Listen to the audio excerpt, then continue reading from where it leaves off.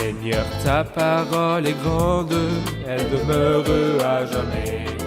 Ta parole est infaillible, rien ne peut la supprimer. Chers téléspectateurs, c'est avec joie et plaisir que je vous retrouve et souhaite la bienvenue pour un nouvel épisode du programme d'études quotidiennes Toute la Bible, dans lequel nous étudions tous les livres de la Bible, la parole vivante de Dieu, de la Genèse à l'Apocalypse. Dans les livres de l'Ancien Testament, nous sommes arrivés au deuxième livre de Samuel, chapitres 17 et 18. Dans cet épisode, nous parlerons du coup d'État perpétré par Absalom, fils de David, contre le roi David, ainsi que de ses résultats et conséquences. Permettez-moi au début d'accueillir mes invités ici présents en studio, les serviteurs du Seigneur, frère Moïn Bachir, bienvenue. Merci. Frère Moheb Nassif, bienvenue. Merci. Et bienvenue au public qui nous honore de sa présence. Docteur Moheb, nous allons lire quelques versets du chapitre 17 de 2 Samuel 17. Achitophel dit à Absalom, « Laisse-moi choisir 12 000 hommes et je partirai à la poursuite de David cette nuit même. Je le surprendrai pendant qu'il est fatigué et sans force. Je l'effrayerai et tout le peuple qui l'accompagne prendra la fuite. Je frapperai seulement le roi et je ramènerai tout le peuple à toi.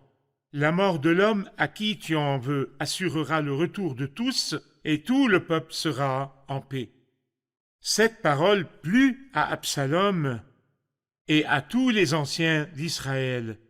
Cependant, Absalom dit, « Appelez encore Hushai l'Archien, écoutons aussi ce qu'il nous dira. » Hushai vint vers Absalom et celui-ci lui dit, « Voici comment a parlé Achitophel. Devons-nous faire ce qu'il a dit ou non? Dis ta proposition. » Hushai répondit à Absalom, « Cette fois-ci, le conseil qu'a donné Achitophel n'est pas bon. » Et il ajouta, « Tu connais ton père et ses hommes, ce sont de vaillants guerriers, et ils sont furieux comme le serait dans la campagne une ours à qui l'on aurait enlevé ses petits. Ton père est un homme de guerre, et il ne passera pas la nuit avec la troupe. Maintenant, il doit être caché dans une grotte ou un autre endroit.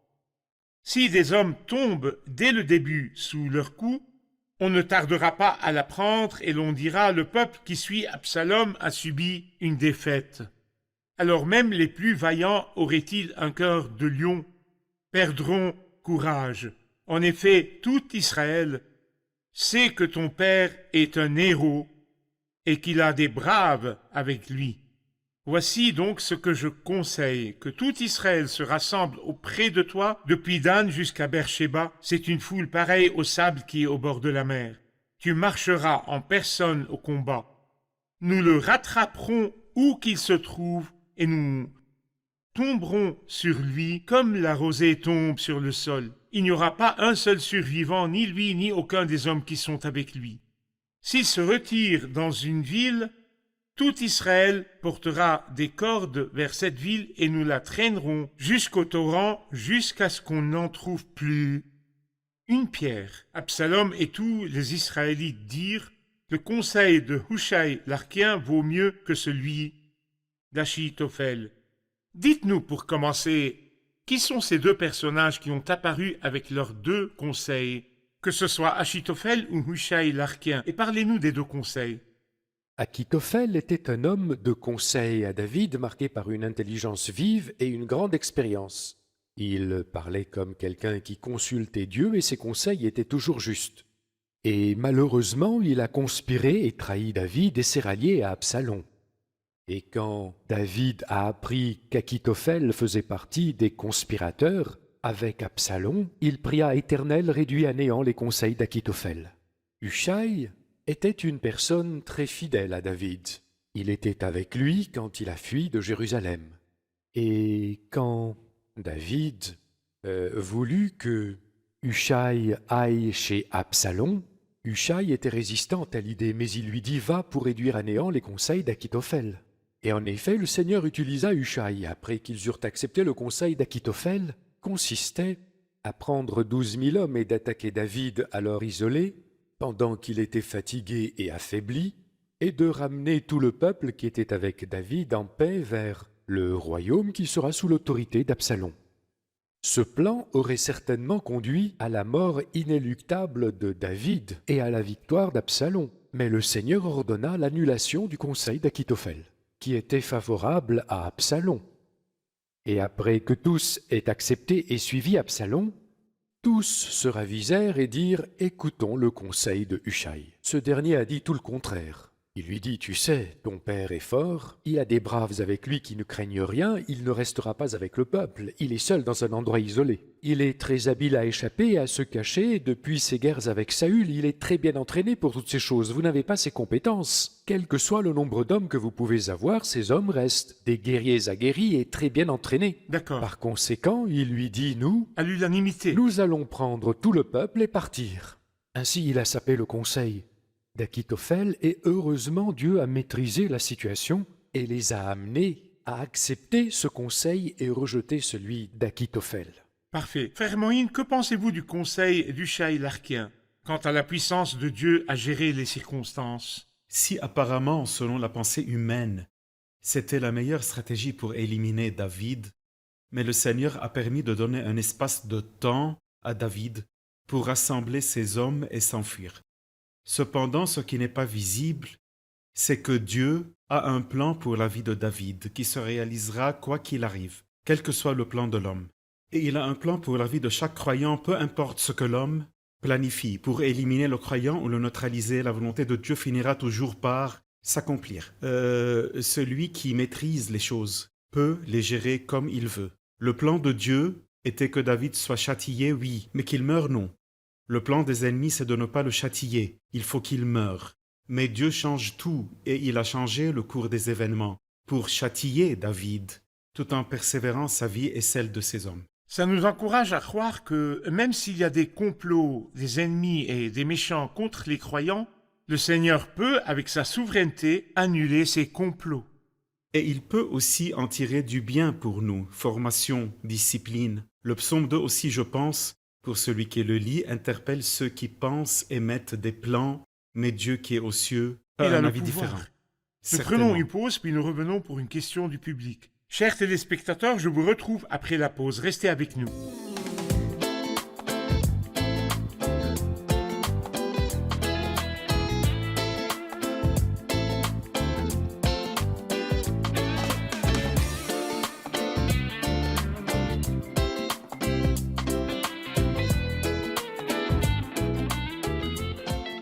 Nous revoilà, chers téléspectateurs, et nous prenons la question du public. Dans 2 Samuel 17, 25, il est écrit « Amasa était le fils d'un homme appelé Jitra. Ce Jitra était un Israélite. Cependant, dans 1 Chronique 2, 17, son nom est Jitra, l'Ismaélite. Est-il Ismaélite ou Israélite ?» Docteur Moheb, en fait, est-il israélite ou ismaélite? Il est certes israélite, car c'était le beau-frère de David. La sœur de David, Abigail, son mari, était Jitra, l'Israélite. Quant à son affiliation à Ismaël et son surnom d'Ismaélite, ce n'est rien qu'une similitude de nom. Il descendrait d'un ancêtre appelé Ismaël, et c'est très possible, le nom d'Ismaël n'est pas étranger. Fréquent dans les Et familles. fréquent dans les familles veut dire Dieu entend. Mais il n'a aucun rapport avec Ismaël, le fils d'Abraham, qui est parti et a habité dans le désert de Paran, très loin de la terre d'Israël. D'accord. Docteur Moheb, avant de terminer le chapitre 17, quelque chose de beau arriva à partir du verset 27. Lorsque David fut arrivé à Mahanaïm, Shobi, fils de Nachash, originaire de Rabat, la capitale des Ammonites, ainsi que Makir, fils d'Amiel, originaire de Lodebar, et Barzilai, le Galadite, originaire de Rogelim, apportèrent des lits, des bassins, des porcs en terre, du blé, de l'orge, de la farine, du grain rôti, des fèves, etc. et beaucoup d'autres beaux dons à David dans Mahanaïm. Que peut-on y voir, docteur Moheb? Je vois de l'amour et du respect envers David et les hommes de David.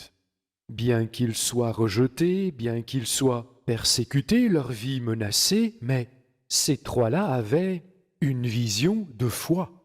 Que tu reviendras sain et sauf et tu reprendras le trône et le règne, toi le désigné par Dieu, il est impossible que ce rebelle te destitue et règne à ta place. Ils aiment David, ils lui sont fidèles, ils sont généreux avec lui, et le Seigneur les a utilisés pour aider David, allégeant ainsi ses difficultés et celles de ses hommes. Cela nous montre que nous aussi, lorsque nous sommes sous pression, le Seigneur a pitié de nous et nous envoie de l'aide. Nous nous rappelons que Jacob, dans Genèse 32, se trouvait à Mahanaïm, et le Seigneur lui envoya 2 armées d'anges. Il a donc des aides célestes et il a des aides humaines.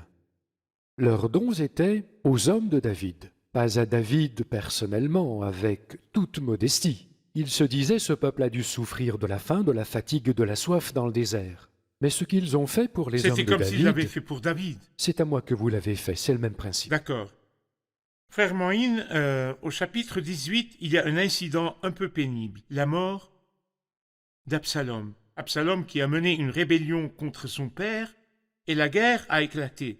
Il dit au début du chapitre, David passa en revue le peuple qui était avec lui et il établit à sa tête des chefs de milliers et des chefs de centaines. Il plaça 1/3 du peuple sous le commandement de Joab, 1/3 sous celui d'Abishai, fils de Tseruja et frère de Joab, et 1/3 sous celui d'Itai de Gath. Puis le roi dit au peuple, moi aussi je veux partir en campagne avec vous, mais le peuple dit, tu ne feras pas cela. Il leur a donné cet ordre, faites doucement avec le jeune Absalom. Ils partent pour maîtriser la révolution et le coup d'État qu'a mené Absalom contre David. Mais il leur dit, faites doucement avec le jeune Absalom. Que voyez-vous dans le cœur de David? Je vois les sentiments d'un père et la tendresse d'un père pour son fils, pour l'amour de moi. Pas ayez pitié de lui, ne le tuez pas. Toutes les fois que vous avez fait cela, c'est Pour à moi l'amour que de vous moi. l'avez fait, par l'amour de moi. Donc ayez pitié de moi, ne lui faites pas de mal à mon fils quoi qu'il fasse. En fait, je vois une grande différence entre Absalom et David. Absalom qui probablement a déçu David quand il a vu son fils agir ainsi. J'imagine le jour où Absalom est né. Et David était heureux, un fils m'est né. C'est lui qui va remplir ma maison de paix, c'est pourquoi il a nommé Absalom. Cela signifie paix du père ou père de la paix. Mais il fut choqué, car il est devenu source de problèmes de guerre et de danger pour David. Absalom complote de tuer son père bon et affectueux. Et David planifie de sauver son fils rebelle et désobéissant de la mort. Cependant, nous y voyons une belle image du Seigneur Jésus-Christ. Et David est toujours une image magnifique du Christ, au sommet de ses souffrances sur la croix. Les gens qui, réellement, n'avaient pas juste une intention de le tuer, il est vraiment mort, mais il a prié pour eux. Père, pardonne-leur. Je vois aussi la tendresse du Père Céleste dans son rapport avec nous. David sous discipline, comme nous l'avons déjà mentionné. Mais voyez la compassion faite doucement. J'imagine le Père Céleste quand il nous envoie une épreuve, comme s'il commandait à l'épreuve, faites doucement avec eux. Ce sont mes enfants. Je ne veux pas que les choses dépassent les limites du plan que j'ai tracé. Docteur Moheb, après cela, la bataille eut lieu et Absalom a été trouvé suspendu entre les branches d'un térébinthe, accroché par les cheveux. Mais les javelots l'ont atteint. Et Joab n'a pas obéi aux ordres de David quand il a dit « Faites doucement avec jeune Absalom ». Parlez-nous de ces événements bien amers, de la désobéissance de Joab et le mérite de la mort d'Absalom. En vérité, c'est une histoire très très triste du début jusqu'à la fin et se termine tragiquement, brisant le cœur de David. Et comme nous l'avons compris, David aimait Absalom et ne voulait absolument pas que ses commandants tuent Absalom, bien que son fils ait montré de l'hostilité. Absalom était extrêmement admiré. Depuis la plante du pied jusqu'au sommet de la tête, un beau jeune homme séduisant, distingué. Ses cheveux étaient longs, il les coupait une fois l'année et on les lui pesait. Alors qu'il montait sa mule, sous les térébinthes, il a été pendu, pris dans les branches de l'arbre et sa mule s'est enfuie. Et les hommes de David l'ont vu, mais personne n'a osé s'approcher ni lui faire du mal. Joab a entendu, et il y avait un ancien conflit de vengeance entre Joab et Absalom. À peine a-t-il entendu qu'il était suspendu, il n'a pas supporté, il a enfoncé les javelots dans le cœur d'Absalom alors qu'il était accroché aux branches des térébinthes, et ainsi il le tua. Alors ils le frappèrent violemment jusqu'à ce qu'il meure sous un très grand tas de pierres. Joab a désobéi au conseil de David. Joab a trahi le commandement que lui avait donné David. Joab a tué Absalom. Mais Absalom est mort de son péché. Sans aucun doute que c'est la semence et le fruit. Il a semé le mal, il a récolté le mal. Nous prenons une pause, puis nous prendrons une question du public. Chers téléspectateurs, je vous retrouverai après la pause. Restez avec nous.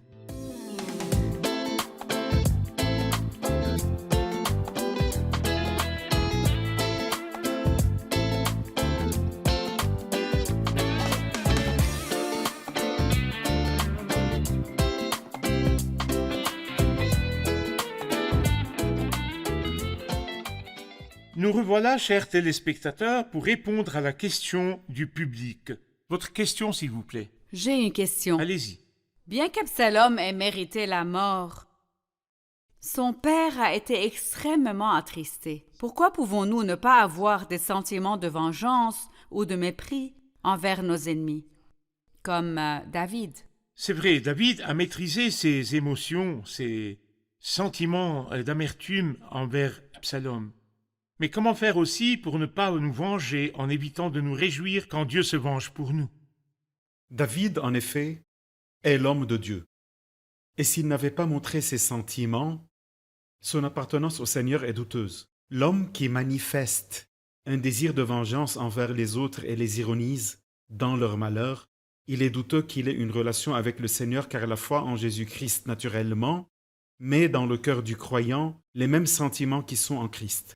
Et dans le chapitre de l'amour, 1 Corinthiens 13, l'amour ne se réjouit pas de l'injustice. Il n'aime pas voir le péché chez les autres, même s'ils sont des ennemis. Nous avons déjà vu comment David a pardonné à l'Amalécite, bien qu'il lui ait dit, le serviteur, bien qu'il lui ait dit, nous avons brûlé Tsiklag. Mais il a l'amour, il a le pardon. Lorsqu'est arrivé ce qui est arrivé à Absalom, il ne s'est pas réjoui, il ne l'a pas méprisé. Et c'est l'esprit que le Seigneur nous enseigne, que nous ne demandions pas la vengeance, ni que nous nous réjouissions de la façon dont le Seigneur traite avec eux, mais que nous prions pour qu'ils connaissent le Seigneur avant que nous nous vengions. L'homme ordinaire, l'homme simple, né d'Adam et Ève, aime la vengeance. C'est sa nature. Et il se délecte quand un malheur arrive à ceux qui n'aiment pas Et si et sont cela ne en se produit désaccord pas, avec lui. il souhaite que ça arrive. Cependant, si l'homme accepte la vie éternelle et la nouvelle naissance, et il accepte le Christ comme sauveur, il prend une nouvelle nature qui ne se réjouit pas du péché, ni de la vengeance, ni du mépris. Tout à N'est-ce pas? fait. Tout au contraire, il prie et demande pour les autres qu'ils connaissent le Seigneur et qu'ils changent de condition. Très bien. Docteur Moheb, évidemment, après la mort d'Absalom, il y avait comme un tiraillement. Qui irait annoncer la nouvelle à David? 2 personnes sont parties pour l'annoncer. Parlez-nous de ces 2 annonces. Achimaat est un homme de bien, il vient toujours apporter de bonnes nouvelles. Il s'est beaucoup réjoui de la victoire, et la motivation pour la bonne nouvelle qu'il allait annoncer au roi, c'est que c'était une réhabilitation pour David, qui avait été diffamé, opprimé, qui était, c'est-à-dire en danger de mort. Il voulait lui annoncer que le Seigneur s'est vengé et que il sera à nouveau roi. Achimaat est vraiment une bonne personne. Il était très enthousiaste de porter la bonne nouvelle liée à la gloire et à la victoire de David. Le mot « courir » est répété 10 fois dans ce dialogue avec Joab. Quoi qu'il en soit, laissez-moi courir et apporter au roi la bonne nouvelle. Les mots annoncés et apportés sont répétés 6 fois dans ce texte.